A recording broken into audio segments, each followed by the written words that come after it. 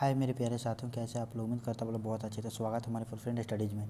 आज की जो नोटिफिकेशन है वो राजस्थान का जो नोटिफिकेशन है वो हाई कोर्ट स्टाफ सर्विस का नोटिफिकेशन निकल कर आया हुआ है आप लोग के बीच वैकेंसी। ठीक है, आप यहाँ पे देख सकते हैं ये डेट जो नोटिफिकेशन है वो 18/12 को ये नोटिफिकेशन आउट हुआ था। ठीक है, लेकिन इसका लिंक जो एक्टिवेट है वो 4 तारीख 1वां महीना 2024 को इसका लिंक एक्टिवेट किया गया है। ठीक है, इसलिए मैं वीडियो आज के दिन बना रहा हूँ ताकि आप लोग को करंट वीडियो आप लोग को अपडेट मिल जाए।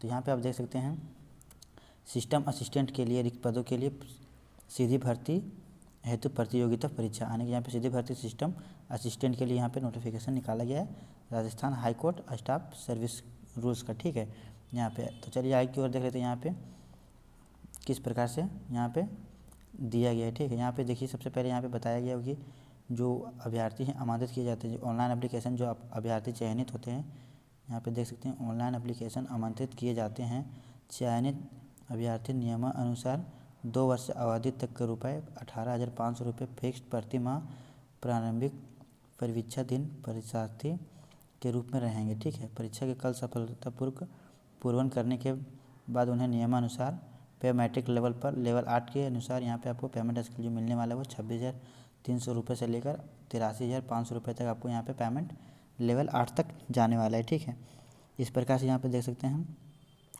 यह राजस्थान उच्च न्यायालय कर्मचारी का यह वैकेंसी निकल कर आया हुआ है। ठीक है, इसको ऑनलाइन करने का जो वेबसाइट है वो http://www.hcraj.nic.in पर आसानीपूर्वक जाकर इसको फॉर्म को ऑनलाइन कर सकते हैं। ठीक है, यहाँ पे आ जाता है नंबर ऑफ़ वैकेंसी रिजर्वेशन। यहाँ पे जो रिजर्वेशन और वैकेंसी की बात करें तो यहाँ पे जो वैकेंसी निकल कर आया हुआ है कैटेगरी वाइज करंट वैकेंसी जो यहाँ पे दिया गया इसके बारे में हम देखने वाले हैं।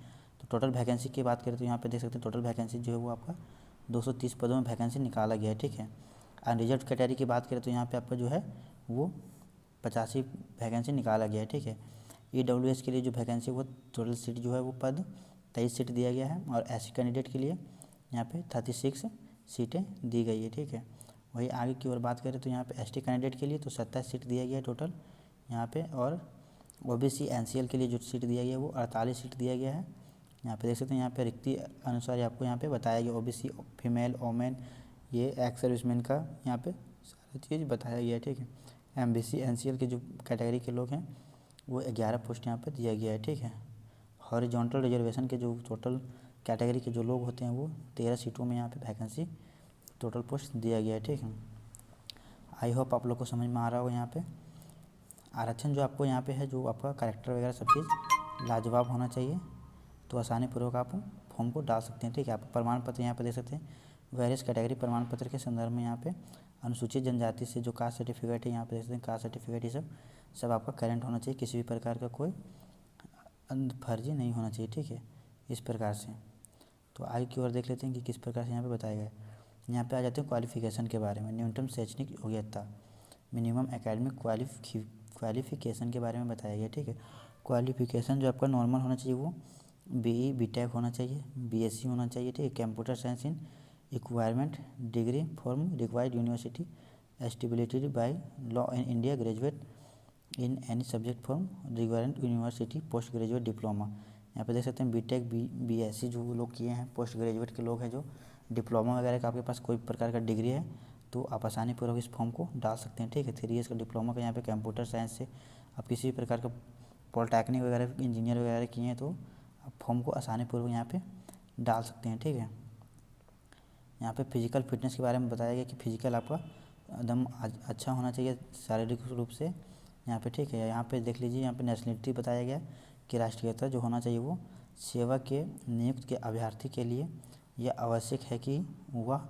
भारत का नागरिक होने कि यहाँ पहले नंबर में दिया गया वो भारत का नागरिक होना चाहिए ना कि अदर देश का होना चाहिए। ठीक है, खा नंबर में जो बताया गया वो दूसरे नंबर में नेपाल का नागरिक हो, नेपाल का नागरिक या फिर भूटान का प्रजनन हो यहाँ पे। ठीक है, उसके बाद फिर बताया गया प्रवेश प्रवर्ग खा यानी कि सेकंड नंबर जो बताया गया हुआ और गा नंबर में संबंधित अभ्यर्थी वह व्यक्ति होगा जिसके पक्ष में भारत सरकार द्वारा प्रमाण पत्र यानी कि जो नेपाल से विलोम करते हैं और जो भूटान से विलोम करते हैं उसका प्रमाण पत्र होना चाहिए, यानी कि स्थानीय प्रमाण पत्र आपका होना चाहिए कि आप भारत से में आपको दर्जा मिल चुका है। ठीक है, इस प्रकार से तो वही एज की बात करें यहाँ पे जो एज लिया जाएगा वो आपका एज जो आपका लिया जाएगा वो 18 साल से यहाँ पे मिनिमम एज होना चाहिए डेट ऑफ बर्थ 1/1/2025 यानी कि आपका जो डेट ऑफ बर्थ है वो 1 तारीख 1वां महीने से लिया जाएगा।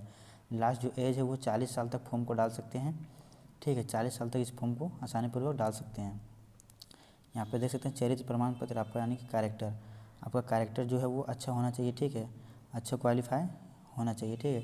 तो आप आसानीपूर्वक यहाँ पे फॉर्म को डाल सकते हैं। एग्जामिनेशन फी यानी कि जो फॉर्म को डालने में आपका जो पैसा लगेगा वो कितना लगने वाला है, यहाँ पे देख सकते हैं सामान्य वर्ग यानी कि ओबीसी जनरल लोगों की कैटेगरी के जो लोग आते हैं यहाँ पे, वो यहाँ पे जनरल कैटेगरी के लोग हैं वो 750 रुपया, ओबीसी ईडब्ल्यूएस की कैटेगरी के जो लोग हैं 600 रुपया, और SC/ST कैंडिडेट के राजस्थान से जो बिलोंग करते हैं वो यहाँ पे 450 रुपया लगेगा, ठीक है। इस प्रकार से यहाँ पे बताया गया है। रिफंड और एग्जामिनेशन यानी कि यहाँ पे आपको परीक्षा शुल्क की वापसी, किसी भी प्रकार का परीक्षा शुल्क की वापसी के संबंधित में किसी दावे के विचार नहीं किया जाएगा और ना ही परीक्षा शुल्क किसी अन्य परीक्षा हेतु अनारक्षित किया जाएगा जब तक नियुक्त पदाधिकारी द्वारा विज्ञापन निरस्त नहीं कर दिया जाता है, परंतु वह विज्ञापन निरस्त किए जाने के नोटिस हो जारी होने के तिथि में वह पश्चात मास किए गए परीक्षा शुल्क वापसी के दावे पर कोई विचार नहीं किया जाएगा। यानी कि आप एक बार पेमेंट कर दिए तो दोबारा यहाँ पे कोई गुंजाइश नहीं है कि आपका पेमेंट रिफंड हो पाएगा, ठीक है।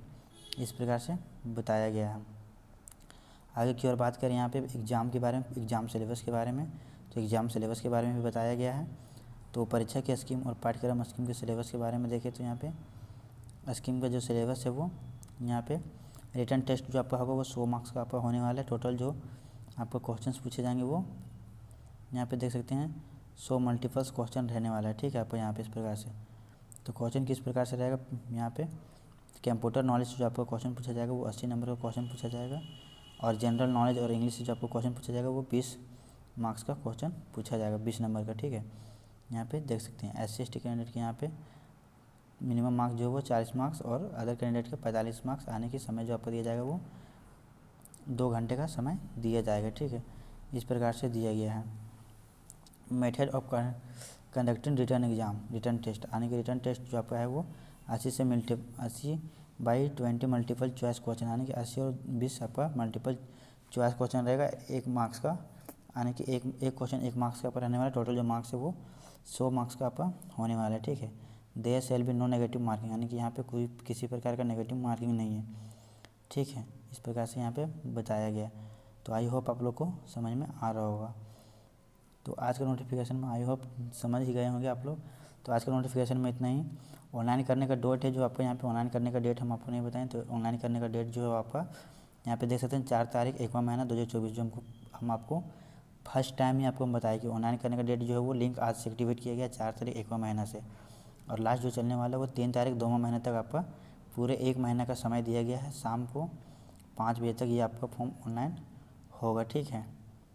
और पेमेंट परीक्षा शुल्क जमा करने का तिथि वो 4 तारीख 1वां महीने से लेकर 4 तारीख 2वां महीना 2024 तक आप अगर पेमेंट नहीं कटवाते हैं तो 1 बजे दोपहर से लेकर 5 बजे तक कटवा सकते हैं, ठीक है। इस प्रकार से यहाँ पे बताया गया। नेट बैंकिंग, डेबिट कार्ड इस प्रकार से कटवा सकते हैं, ठीक है। आप क्रेडिट कार्ड द्वारा भी यहाँ पे पैसा कटवा सकते हैं। तो आई होप वीडियो आप लोग को समझ में आया होगा। आज का वीडियो में इतना ही, मिलते हैं नए वीडियो में, तब तक के लिए जय हिंद। चैनल में आप नए तो चैनल को जरूर सब्सक्राइब कीजिएगा, बेल आइकन को दबा दीजिएगा ताकि समय से पहले आपको नोटिफिकेशन मिल जाए, और वीडियो को ज़्यादा से ज़्यादा शेयर कर दीजिएगा अपने दोस्तों के पास। जय हिंद।